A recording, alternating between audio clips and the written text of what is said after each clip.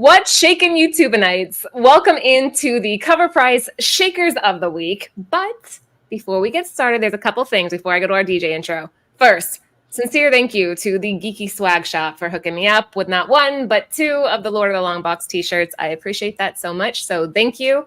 Make sure any of you guys out there that are not following the Geeky Swag Shop, give them a follow and you can get your own shirt too. So it's kind of nice. And before we go to the intro, Black Crown Comics is here. It's official. I finally got him to cave, and he is now part of the Shaker Show. I'm honored, guys. I can't believe you even DM'd me. I swear to God, I'm going to frame that DM. It was the nicest message I ever received by anybody. But yes, honored, and I hope to make you guys proud. So let's get into this show. Yeah. Let's do it. Let's do it. While you all are congregating, guys, let's do the damn thing.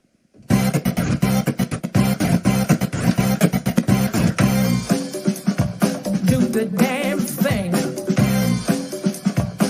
the damn thing.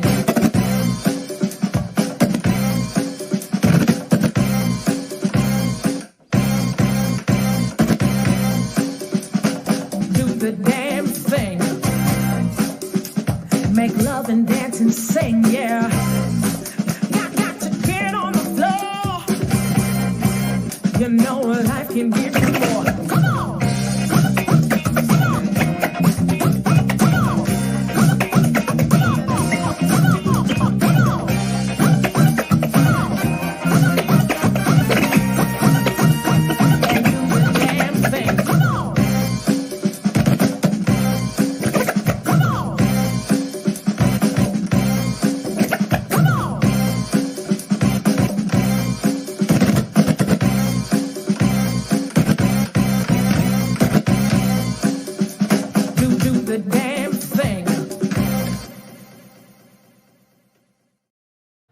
We are back. Okay, Michael Baker in the chat was asking for Randall Park, and I wish we can use it, but we can't.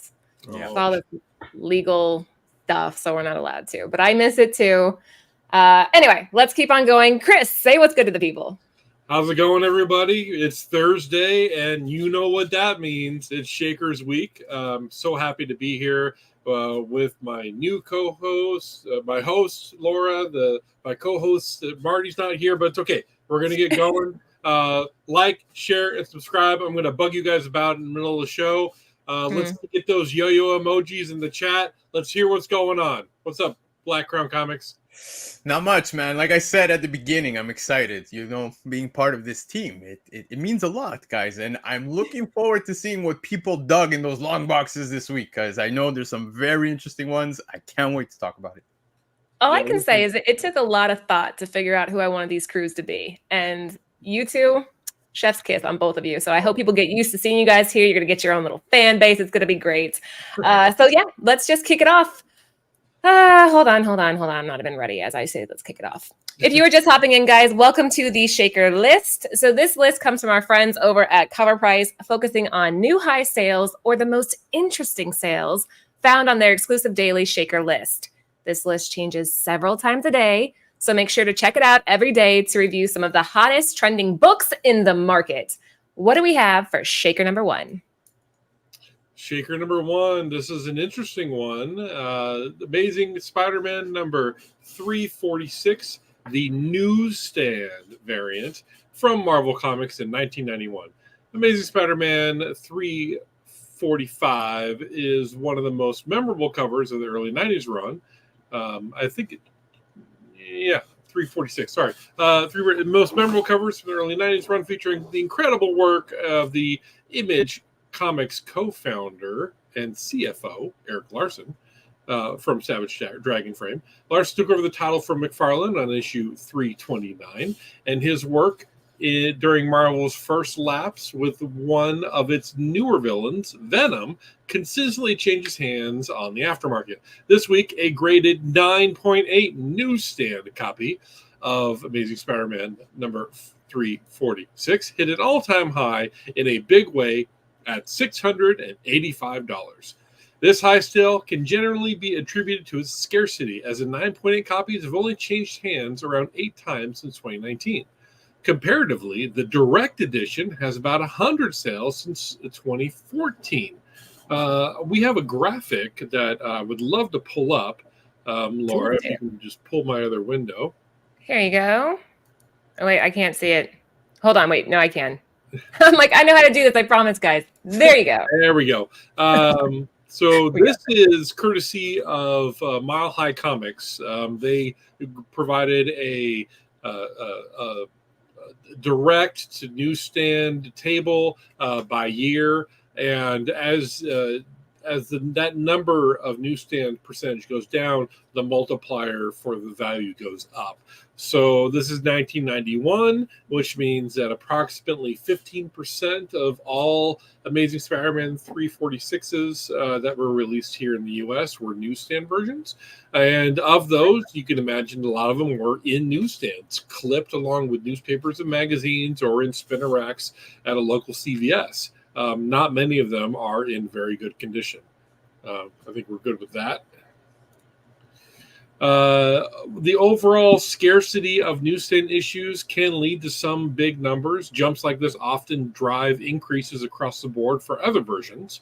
A 9.4 direct version of the book also hit an all-time high within the last 3 weeks. Given those trends, this is certainly one to keep an eye out for when shopping. And with a cover like this, it is hard to miss.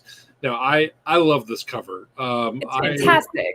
I absolutely adore the way that Eric Larson draws Venom. I love the reflection in the symbiote skin eyes.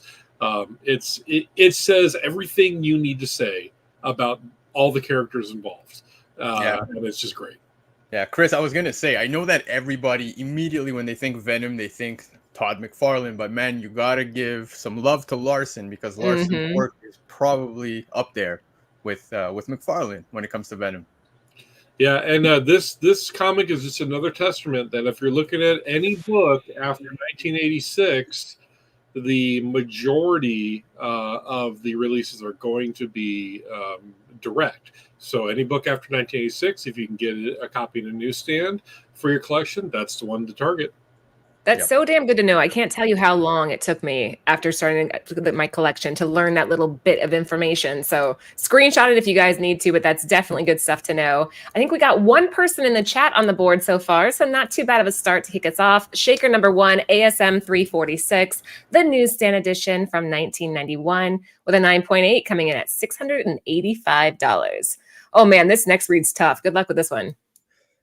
Oh, but I am so excited, guys, because this is Kamacho number 1, the Eric Zuez Scott Nez 2024 San Diego Comic-Con. You nailed it. Now, check this. It's signed by none other than Terry Crews, and it is limited. So check this, guys. I have to do it. You know who Terry Crews is, right? Making my way downtown, walking fast. Yeah, you know exactly what that is.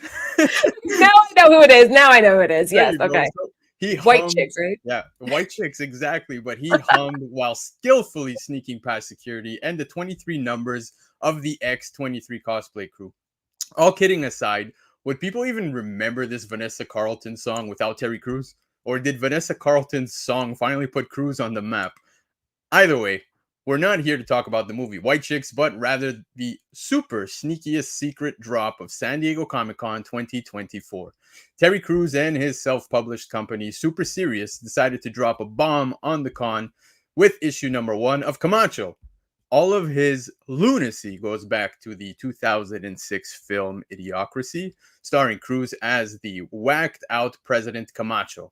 Crews and company decided, what better way to bring back his favorite character than to revive him in a comic? Besides dropping off 1,000 copies in San Diego, Super Serious distributed this book across select comic shops throughout the US with 2020 total copies. As you could have guessed, peeps have been going bonkers trying to snag one. And with the current fair market value of $120 and climbing, it's no wonder it's one of the top 10 convention books from the event. I said it. I sang it. Terry Crews, ladies and gentlemen. Damn, you nailed that. Well done. Your first read is an official shaker, and you could not have done better. That was fantastic. I'm speechless. What do you think, Chris? I think that BCC did an amazing job. I'm Mhm. jealous he got to read this one because I was ready to break out the singing voice also. Though it definitely would not been as good. I can't believe that this comic got made. Kamacho and Idiocracy are cult classic. Idiocracy is a cult classic, and it's turning out to be a bit more realistic than anybody ever wants it to. Yeah. But Yeah. President Camacho, they made a book. I got to get my hands on this. I have to get one. I need to figure out how to get one because I didn't know that this was coming. I would have pre-ordered it if I did. And I'm really sad that I live on the other side of the country because San Diego Comic-Con is just not in a driving distance for me. Dude, it was a madhouse anyway. That whole con was just insane this year. There were lines and just so many people. But all right, shaker number 2, Kamacho number 1. I'm not going to try to say the name. Lando, say it. Eric Zuescotnes. Perfect. 2024 San Diego Comic-Con, signed by Terry Crews, limited to 2,020 copies. Super Series 2024, a near mint raw sold for $125, guys. Now, this one, if you were at the con, there's no surprise that this one's on the shaker list this week. All right, shaker number 3, we got Danger Girl G.I. Joe number 2, the J. Scott Campbell cover B by IDW in 2012. Now, before I do this read, you got J. Scott Campbell, you got Scarlet, you got the saturation red hair look on this thing. This is a gorgeous cover. Yeah, it's a stunner. My goodness. J. Scott Campbell is one of the preeminent modern cover artists in the game, and he constantly appears on the weekly Top 10 Shakers report. That's why we have a bingo tile that says, oh, look, another J. Scott Campbell cover. He started his career by co-creating Gen 13 and then moved on to co-creating a book about sexy secret agents called Danger Girl. Danger Girl has done a few crossovers over the years, but some of Campbell's best covers for the crossovers have come in this series. There are connecting covers for issue 2. Surprised you there, didn't I? You're like, shit, I'm on camera. Okay, go ahead. Nobody wants to look at my face. Everybody wants to look at Scarlet here. I mean, come on. I know, right? There are connecting covers for issues 2 through 4, each with an accompanying sketch cover. However, the 2 stars of the series are the Scarlet variant for number 2 and the Baroness variant for issue number 3. Both issues have similar raw near market values, with number 2 at 130 and number 3 at 163. But this week saw Scarlet vault ahead of the Baroness with a graded 9.8 sale of $400 just a few days ago. Holy This hell. This is significant, as the last sale of a graded 9.8 variant only went for $185 just last month, with an all-time high of $255. With G.I. Joe's shift to Image Comics deemed a success, look for these older IDW G.I. Joe variants to continue to pick up steam in the aftermarket. That's smart. Amen. Dude, it's crazy because now, of course, the Energon universe is doing incredible. If you guys aren't reading it, can't stress it enough. But yeah, man, it's J. Scott Campbell himself, as you just said. He makes the list no matter what. Yeah, and I got a thing for redheads. This is a beautiful cover, absolutely gorgeous. All right, I'm going to throw a little wrench in here. I love Campbell as well, but I've had people tell me, especially my co-host on the other show that I do over at Nearing Nirvana, that she doesn't like the faces that he does, that they're always kind of mousy. But this face to me is so much.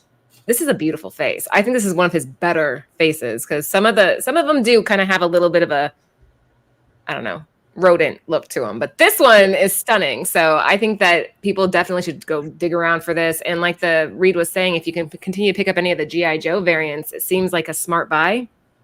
Yeah.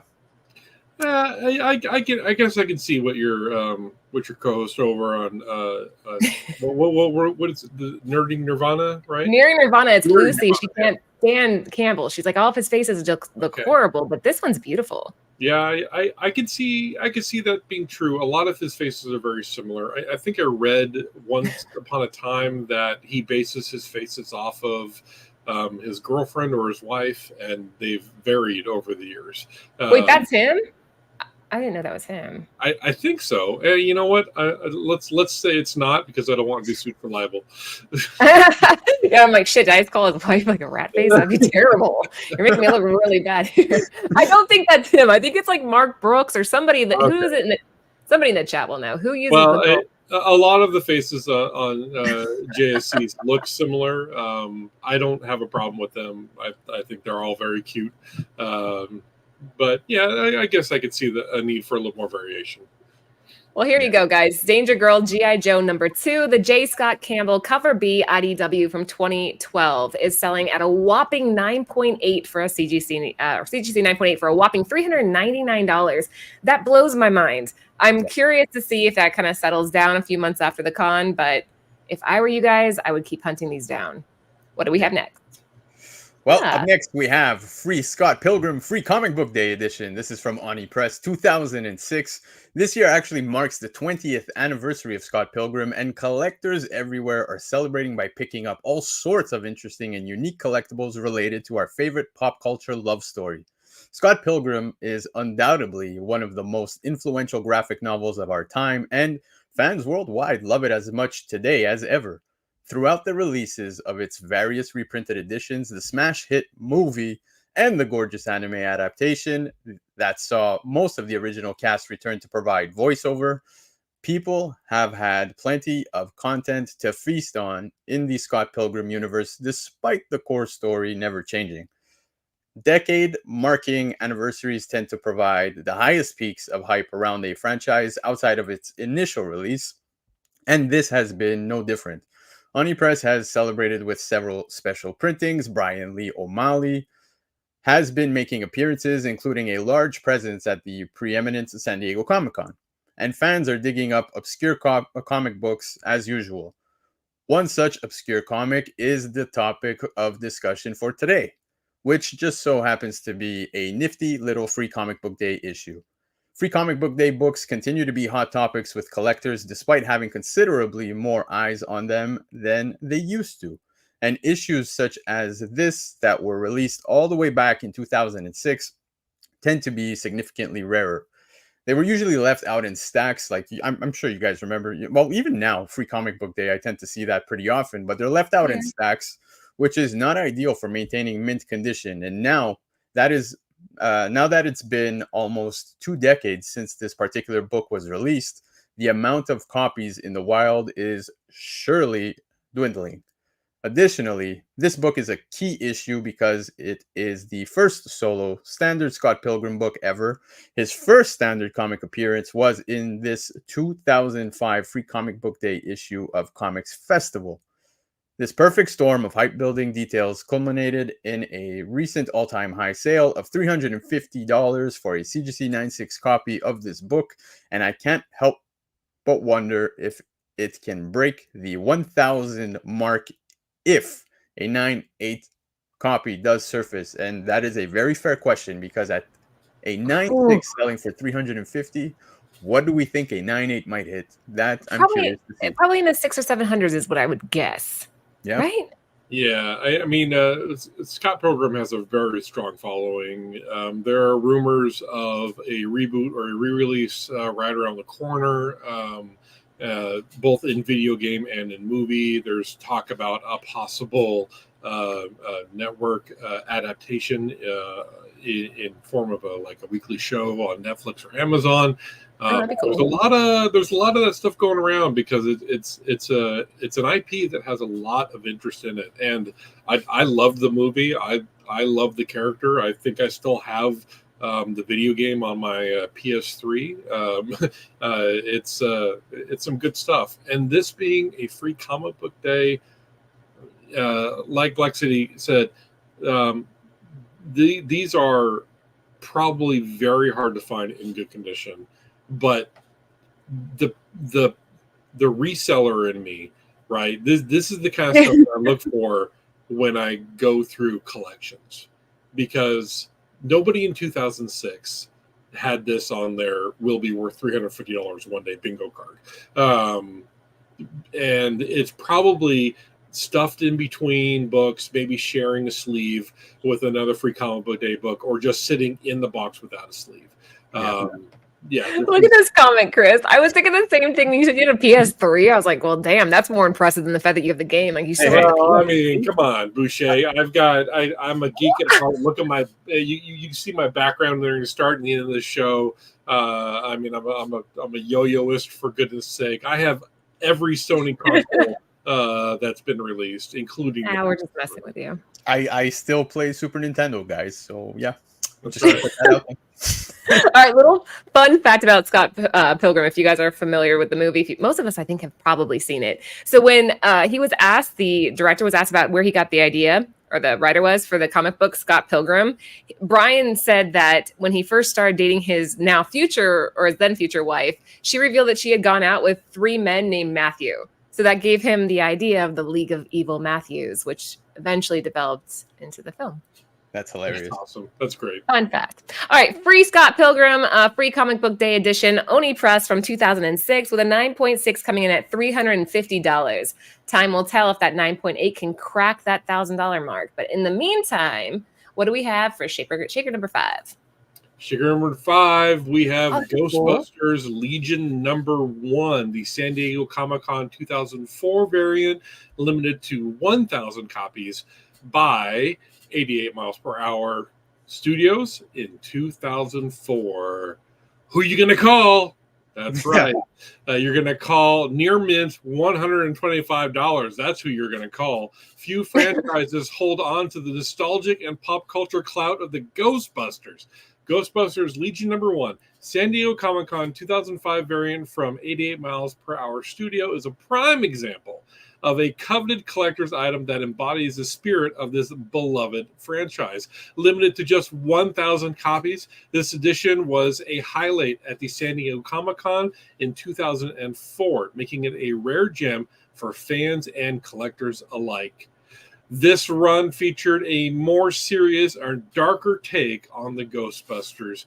A full series was planned after the 4-issue mini, but the Canadian publisher had severe delays between issues and also dealt with some hardship financial woes. Hence, the continued series never came to be.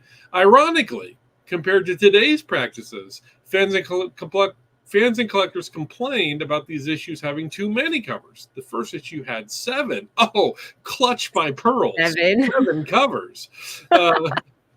And this was another reason that the series wasn't widely accepted in 2004. The last recorded sale of a near mint raw copy fetched $125, making it the highest known value for raw copies. This is particularly notable given the limited number of transactions. Only 6 recorded sales exist, comparing 4 raw and 2 slabbed copies. This read is really getting the dyslexia out of me. You got it. The next closest raw was a fine copy, which sold for 50 bones in December 2023. A fine copy for 50 bones. My goodness.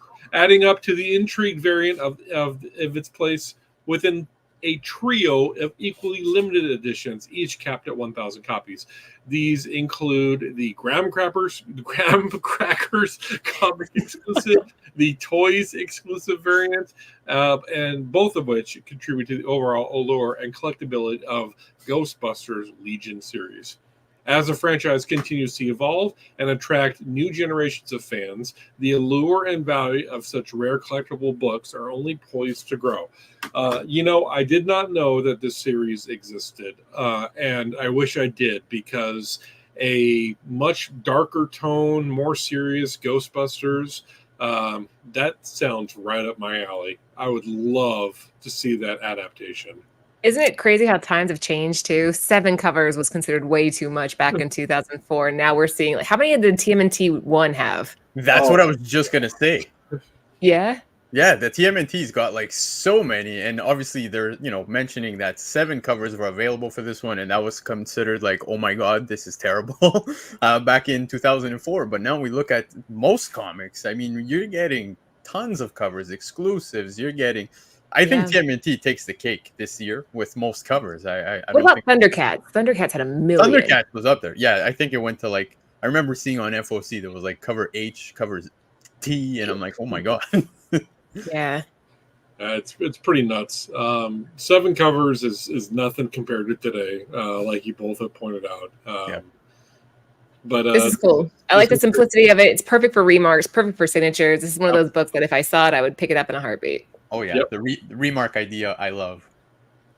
Right, get a little Slimer put on there. Yeah. That'd be badass. All right, we are halfway done with the show. Chris didn't do a spiel. I thought he was going to, but if you guys, I was going to save go it for the ahead. next one. Do it now. Do it now. All right. So keep in mind, don't feel bad if you have a 0 for 6, which I think is what we're at right now. Don't feel bad because the Thursday shows are often the offers. So if you have one of these on this list, it's an achievement, and you can celebrate that achievement by hitting that bell icon, liking, sharing, and subscribing. And matter of fact, even if you have a 0 out of 6, you can make yourself feel better by hitting that bell icon, liking, I wanted to see you. I want to see your excitement. Subscribing. Oh man. This is a perfect opportunity to get with us in our YouTube algorithm. We can stir this thing up. We can share the love. We can pull in all of the classic fans from the Lords of the Long Box. Contact them on Instagram, Twitter, X, whatever you want to call it, MySpace. Let them know that the show is still going on. Wow. He said MySpace, Lando. He dropped PS3 tonight. He dropped MySpace. MySpace, yeah. In the honor of Evo, we are continuing the show, and we're doing it on the Cover Price channel. So let's get it going. In the words of Deadpool versus Wolverine, let's effing go. There you go. Let's effing go. That's the energy. Book number 6. Oh, what do you know? Well, guys, I'm going to say the contrary of what Chris just said, because if you don't get on the board right now, somebody's watching. That's all I'm going to say. But shaker number 6 is Kendrick versus Drake, San Diego Comic-Con Bird City exclusive, Black Canvas 2024. I think this is beef of the year, guys, because Kendrick Lamar and Drake are 2 of the most successful and influential artists of this generation. They have both had massive success on the charts and received awards and acclaim from fans and critics alike. Their battle feud consisted of 9 diss tracks and has bled over into pop culture as a whole, as K-Dot's Not Like Us has set many records for streams and sales for a rap hip-hop artist. This rap battle has been adapted into a comic that was sold exclusively at San Diego Comic-Con 2024 and online from Bird City Comics. Woo-woo. Yep. The book also has QR codes throughout the book that link to each individual diss track from each artist, which I think is a very neat feature, by the way. But yeah, this exclusive was limited to only 125 copies, with each copy also being numbered. Black Canvas published the book in collaboration with the artist Television. Blank Canvas and Television put out a similar pop culture mashup book in San Diego Comic-Con 2023 when they released the Musk versus Zuck comic, and I'm sure we all remember that because that was actually also on the list, if I recall correctly, back last year. This book experienced some success on the aftermarket as well upon release. While there appeared to be some sales via online streaming, our one verified sale is an auction that ended August 1st at $103 for a near mint raw copy. Fans and collectors will definitely seek this book out once word gets around that it exists, as it has crossover potential with those fans who aren't typically associated with or interested in comics. It will be interesting to see how many copies are put up for sale moving forward, as many will surely be tucked away into collections. And yes, I don't see too many of these popping up. I mean, that is a very nice sale for a near mint raw at 103. Remind me again, Laura, what were these up for? So I think we sold these at the booth for 30. So yeah, I believe. And we actually put an allotment each day. So they sold out each day, like early morning, but we were trying to kind of like sprinkle them in so people that were coming to the con specifically for this would be able to grab one. But yeah. Wow, it's almost like you had a plan for your exclusive. Yep. Guys, I will say, I am Canadian, and as a Canadian, I am Team Lamar. Are you? I am. I can't. Look, Drake. It's Drake. It's Drake in Toronto and all that stuff. I am too old and too white to have an opinion on this. I have no idea. All right, Anthony. He's in the background right now. We got Bird City Comics, the owner here. And which team are you? Kendrick. All the way. That's my man right there. There you go. Yeah. What's really cool too, I don't know if you guys talked about the creators, but Television and Vinny, which produced the comic, we were chilling at the hotel talking about it, and they go deep on hip hop. We were talking about like Cannabis and LL Cool J beef. Like we went way back, and it was a good conversation. So yeah, they know what they're talking about when it came to hip hop beef. Oh yeah, for sure. And guys, I do want to point out the Street Fighter homage just makes it that much better. I love this. Yeah. So here's the Musk versus Zuck was reprinted for the New York City Comic Con later that year in 2023. Do you think that this will do the same? Oh, I don't know. I wouldn't be surprised. I mean, I haven't heard anything about it. Like, honest to God, I don't know. But I wouldn't be surprised. We'll be at New York, so I could see that happening. Yeah. Okay. Yeah. Interesting. So there's a chance you'll have you may have another chance to pick this up if you didn't get one and you want it. So there you go. And I always give things away by accident on these shows, so just watch the shows and you'll know before anybody else. Kendrick versus Drake, the Television 2024 San Diego Comic-Con Bird City Comics exclusive, limited to $125, with a top sale near mint raw coming in at $103. What do we have next? Mighty Morphin Power Rangers. I sold it too soon. I sold it for like 100. Oh, sorry. Go ahead. Yeah, Mighty Morphin Power Rangers number 122. Gone Montez, 2024 San Diego Comic-Con blind bag, green and white Ranger, limited to 50. Oh man, Boom Studios 2024, limited to 50. We're getting into serialized sports cards now, limited to 50. On August 28, 1993, the first episode of Mighty Morphin Power Rangers debuted and changed the lives of 90s kids forever. Many iterations of the Rangers have followed in their footsteps, but fans always find their way back to the original Mighty Morphin team. The comic series focused on the original team has also had a strong run, hitting issue 122 with this exclusive. Although not an original member, the Green Ranger Tommy is arguably the most popular Power Ranger. I'm going to disagree. Tommy counts as an original member. This was thanks to the late Jason David Frank, who brought the gravitas to the character and continued to promote the Ranger well beyond the show's culmination. During this past San Diego Comic-Con, Boom Studios released blind bags with an extremely limited exclusive cover for $25 a bag. Those blind bags quickly soared in price on the aftermarket, selling for $75 on average. Additionally, the rarest of these covers was the Green Ranger White Ranger helmet cover. This book is limited to a print run of 50 copies. The first sale for which this cover recently completed for a monstrous $450. Damn! Huge. I knew that was coming, so I paused strategically. You did. You knew. Okay, go ahead. This makes it the highest aftermarket sale for any San Diego Comic-Con exclusive. 2024, that is. eBay currently has one additional listing active with an asking price of a solid $1,000. Fans of the Power Rangers helmet covers are going to have a hard time tracking this cover down. However, considering there are still sealed blind bags moving on the aftermarket, there may still be copies of this book that have yet to be opened.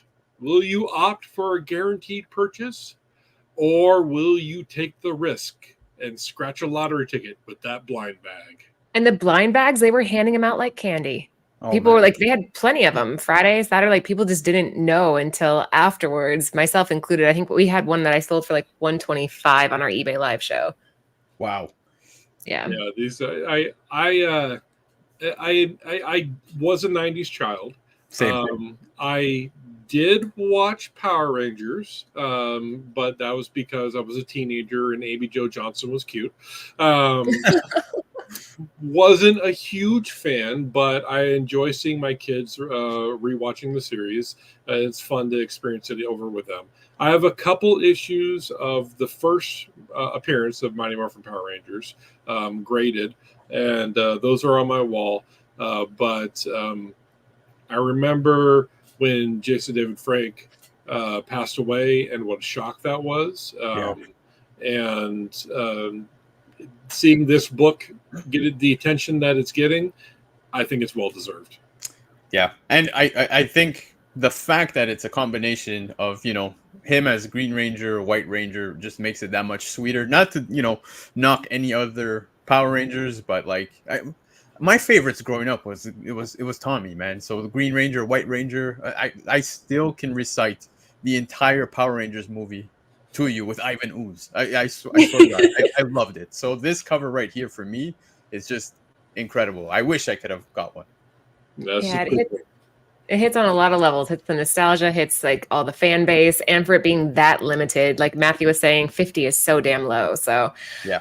Mighty Morphin Power Rangers number 122, the Goni Montez 2024 San Diego Comic-Con blind bag Green White Ranger limited to 50 from Boom Studios, going for $450 raw.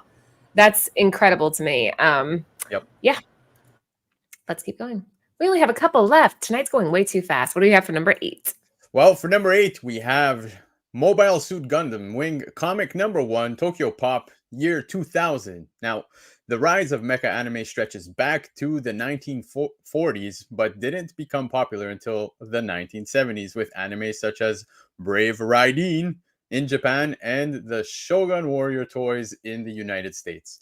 Mobile Suit Gundam, which came out in 1979, could be considered the beginning of the real robot era, described as robots being used as machines and mass-produced by the military or private businesses. Gundam was compared to Star Wars, as it was a gritty space opera that went on to much success with decades of anime, novels, films, manga, and video games. Its first US appearance in a comic book was Mobile Suit Gundam 0079, number 1, released in 1999. While the Mobile Suit Gundam Wing comic was released a year later, the new trailer for the Netflix animation was shown at San Diego Comic-Con just last week and may have influenced one collector to spend an all-time high of $355 on a graded 9.8. With only 17 copies, 8 being graded in a 9.8 on the CGC census. Looking in those back bins for near mint copies of these early mecha comic books may be worthwhile, and I couldn't agree more. Not bad. $355. That's a pretty good sale. My kids are obsessed with Gundams. They build them and go to like these little like some of the stores you can have like these events where they have these massive tables and you just spend hours building your Gundam characters. Yeah. I will also point out that this is shaker number 8. I went back through the list and took a quick look. About 60% of all the shakers that we've talked about today have been released at or influenced by San Diego Comic-Con. Oh yeah, of course, right? The San Diego Comic-Con exclusives and the news that comes out of the con impact the market. It's definitely something that if you are a collector, you need to be paying attention.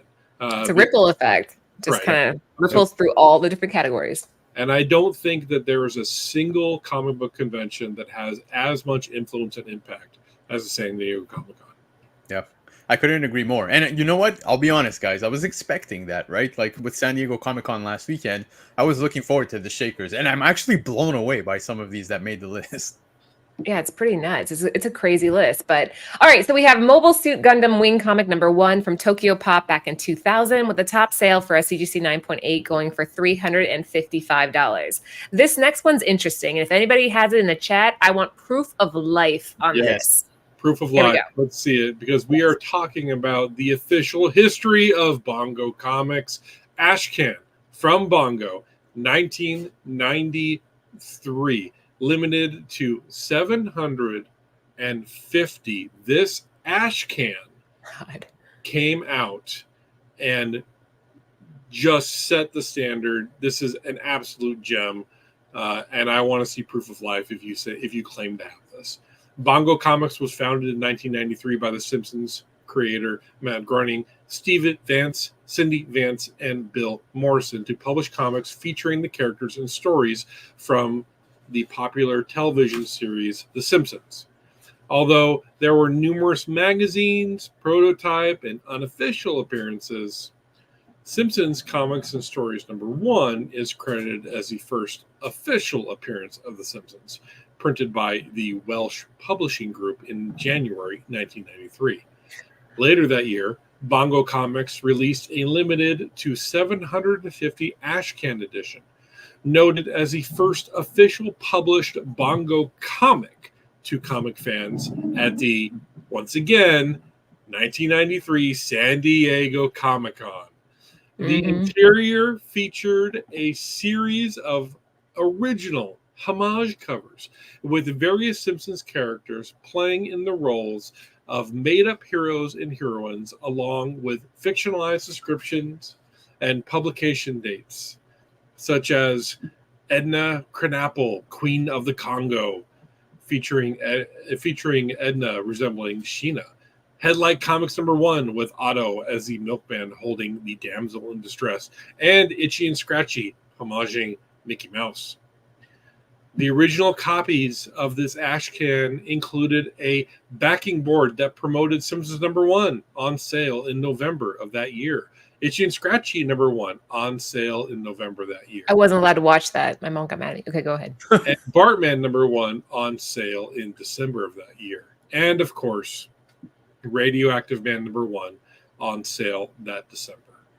Bongo Comics eventually shuttered in October 2018, with Simpsons comic 245 ending the run.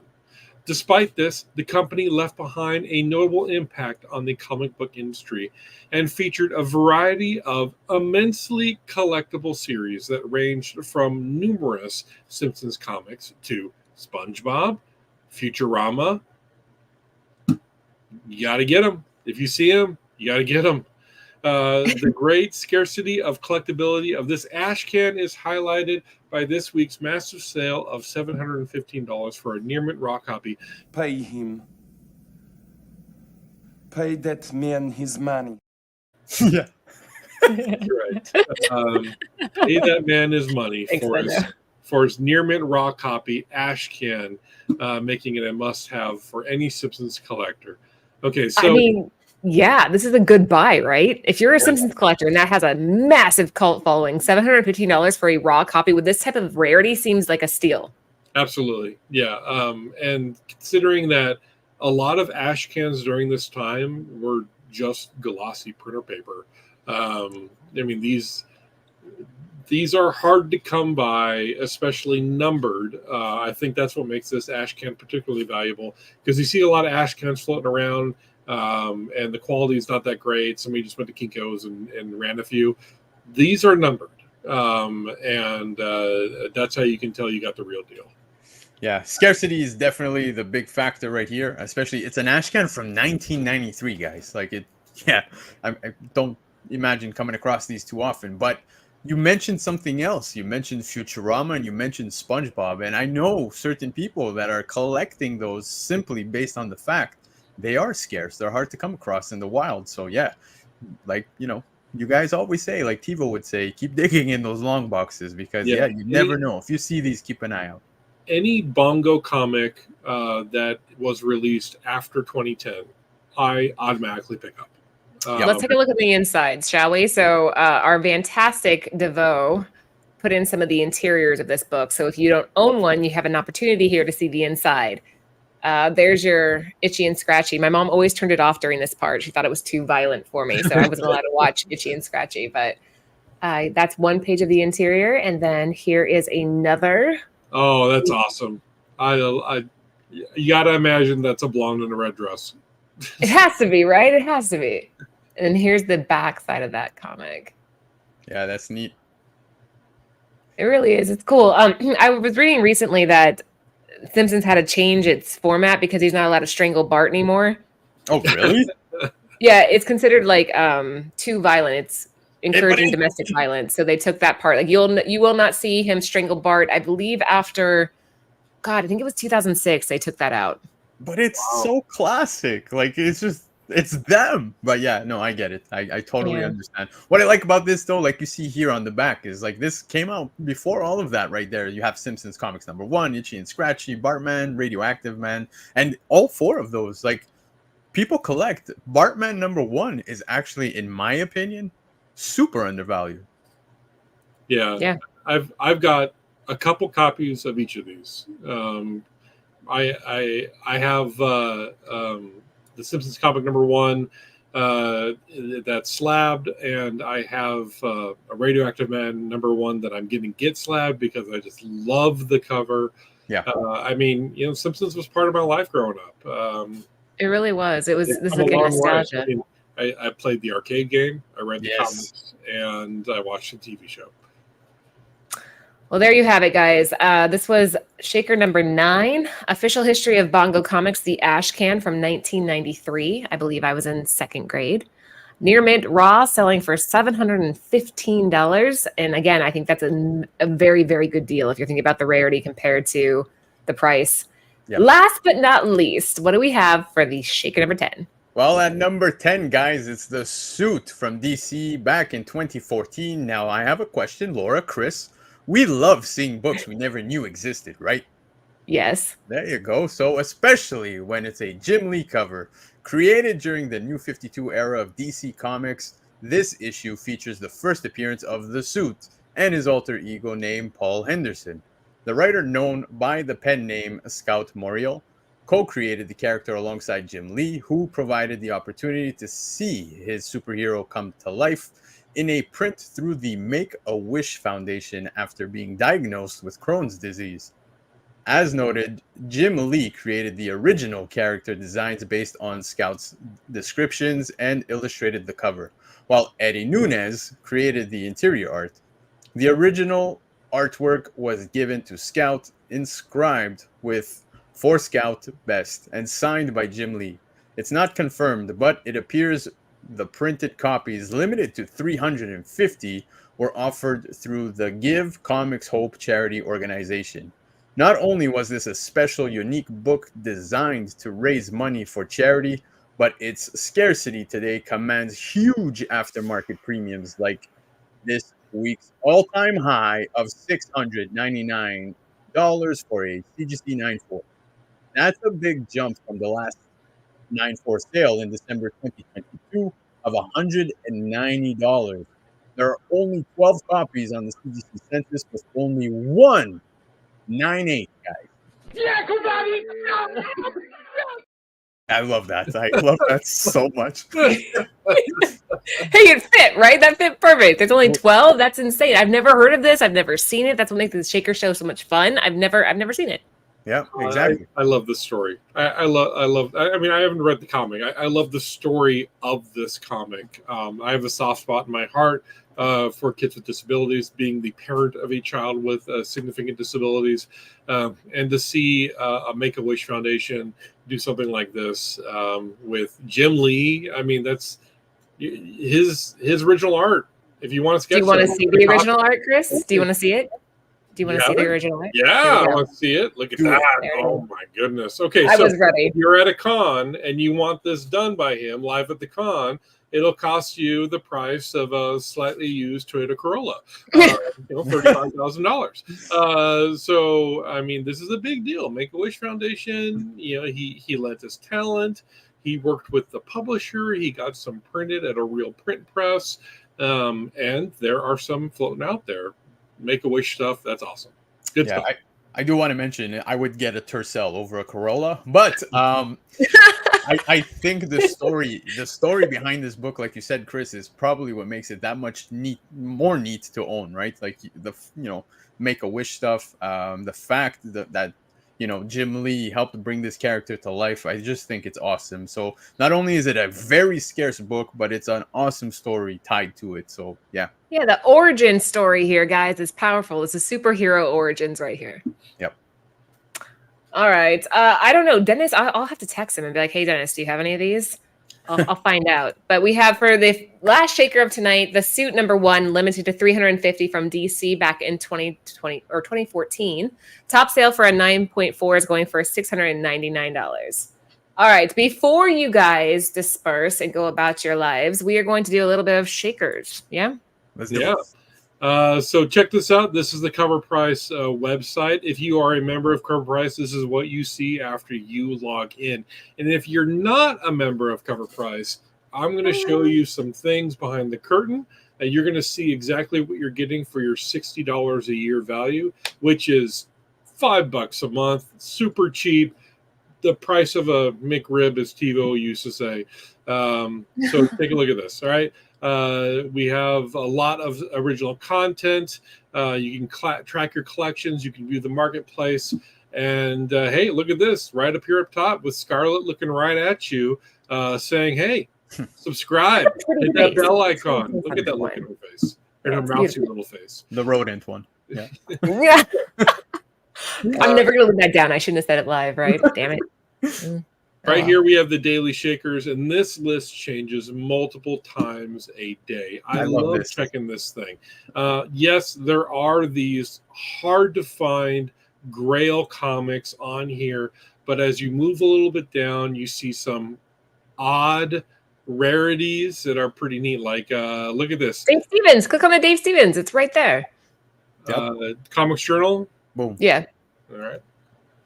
Obviously, Dave Stevens is always going to be a very popular draw and a very hot book to get. My oh my!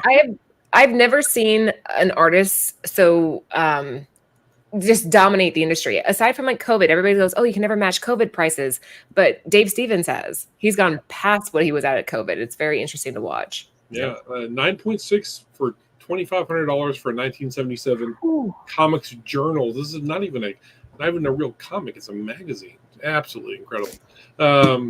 You look at this. We got the first. I think this is Bourbon Bold number 25. I believe this is the first appearance of the Suicide Squad. Look at that cover. That's good stuff. That counts. One in a red dress, kind of, right? Right. Red skirt. That's close enough. I'm going to go up here. I'm going to try to filter away some of these common gems, and I want to see the uncommon gems. I'm going to say, only show me the variants on the shakers list.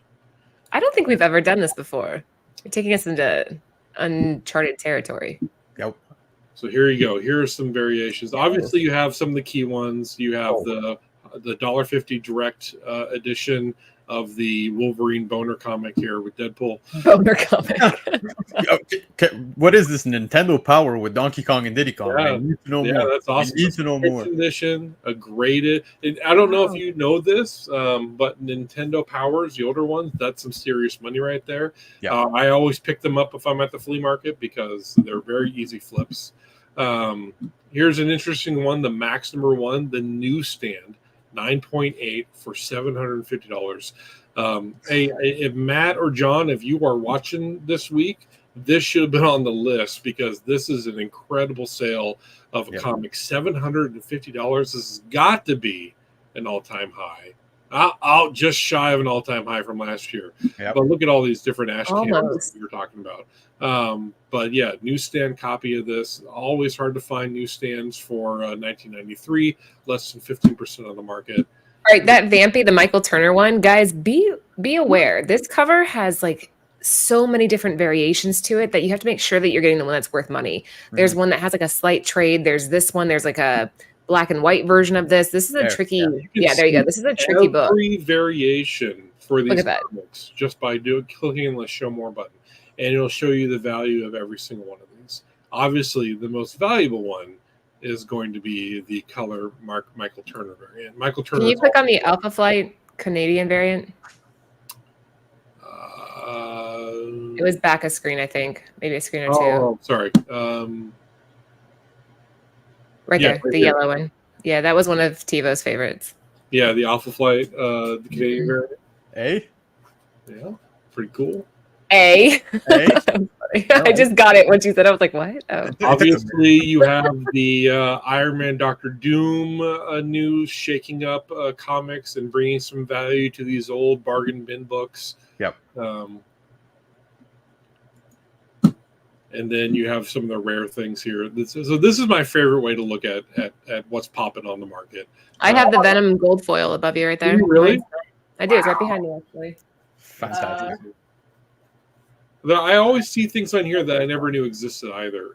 Like I knew that this existed. This is the 9/11 book for Amazing Spider-Man.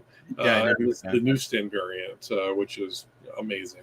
And here we go. So you have the gold cover for the Venom, but do you have the Italian platinum version? Mamma mia. I didn't even know that was a thing. What the hell is this? Okay. And here, look at Spider-Man in the lower corner. He says, "Oh, ragazzi." Oh, ragazzi. Okay, so that's the Shakers list. You can track your collection. I track my private collection, my personal collection in here. I keep track of everything. You can sort, you can filter. Look, I can click on this because I keep all of my yo-yo covers into one location. No, it's not letting me do it. Wait, no. There we go, virtual box. So all my yo-yo covers I track. So you can see all the covers with yo-yos on them. These are all the thing that I look for are yo-yo covers. So yeah. But you can track all that. You can watch the marketplace to see what's selling. This tool is incredible. Yep. The availability and the power of Cover Price is what got me back into buying and selling comics full time. Chris is getting sentimental now, guys. He's like, Cover Price, do it. Yeah, I think the Daily Shaker is by far one of my favorite features, guys, because like keeping an eye on the market daily, you can see what's really moving and breaking records sale wise and so forth. So I love it. Yeah, it's good. They have a staff that just monitors it like that. It's like watching stocks. Like you have to be able to like sit there and really focus on what's selling for how much. It's incredible that they take the work out of it for us. Yeah, and I'm such a nerd when it comes to charts and graphs. I mean, I make them all the time for work, and I dig it to see my hobbies presented in that way. So I don't know. That's just it's worth it. It's worth the $5 a month. Do it. It's worth the McRib, right? There you go. And Lingo, whatever. We'll come back. I'm going to try. We're trying to move things from the old channel over to this one. So just be patient. Bear with me. I'll see what I can do about it. But that was it for us tonight. Before we go, Chris, last words. You guys can find me on Instagram and Twitter at Dr. Yo-Yo. Happy to engage with any of you guys on anything. I picked up a lot of really cool comics this last weekend, including... Yeah, you did. Oh, my God. What you put in the group text, I was like, what? Yeah. Incredible stuff. I managed to find Super Mario Brothers Special Edition #1, and I saw that. 2 copies of that. I paid $30. Absolutely. Yeah, it's annoying. Beautiful. Today, I guess I'm happy for you, but I wish it was me. But I guess Captain ends. You know what? I'm gonna flex. You flexed on me. I'm flexing on you. All right, go ahead. We'll flex back. Go ahead. That's fine. Don't make me get my Oscar the Grouch. He's got a red shell and he's ready to use it. Okay. But always lovely to be here. Always happy hanging out. Long live Queen Laura. And I'll hand it off to you, Black City. Well, guys, I just want to say thank you so much. Of course, it is my first one, officially part of the Shakers crew. And I got to say, like I said, even before, I'm honored to be part of the team. Laura, thank you so much for even considering me. And I hope you guys enjoyed it. Episode 1 for me. And, you know, comment below. Let us know what you guys thought. Of course, like Chris said, subscribe, show some love to Cover Price. Shout out to Cover Price, of course, for also welcoming me in with open arms. And yeah, looking forward to next week already, guys. I know, right? From now on, we get Lando. He's part of it. And Marty will be here hopefully next week. We'll see how that goes. But yeah, thank you guys for tuning in. We will be back on Tuesday for the Cover Price Top 10. Please do not miss that. And share us out. I told you guys on Tuesday, I still get DMs of people going, why aren't you guys doing the show anymore? We're just here now. So we got to get the Lord's crew over on the old channel to move over to this one. So share the word. Let people know that we are here. And yeah, that's it for us. We will see you guys next week. Like, share, and subscribe. That too.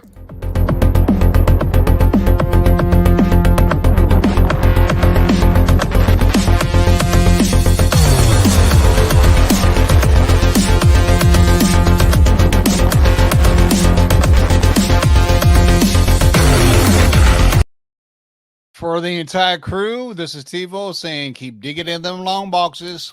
Peace out.